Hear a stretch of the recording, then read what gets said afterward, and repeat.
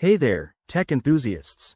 Welcome back to our channel, where we break down the latest Android features in a simple, straightforward way. Today, we're diving into how to view data usage on Android in 2025.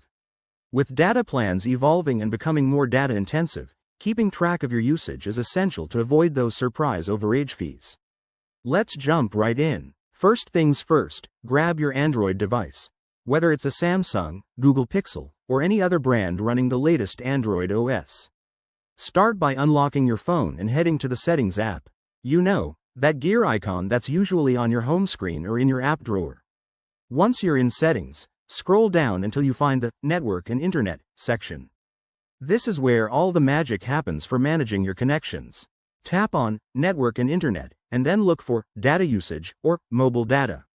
In 2025, Android has made this even more user-friendly with enhanced visuals and AI-powered insights.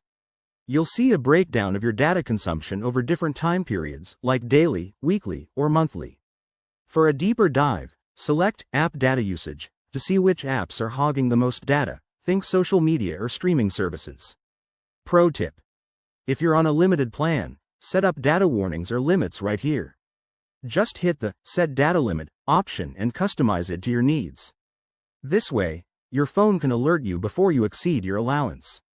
Android 2025 might even suggest optimizing apps with background data restrictions to save you some juice. Once you're done exploring, head back to the main screen. That's all it takes. By regularly checking your data usage, you'll stay in control and make smarter choices about your online habits.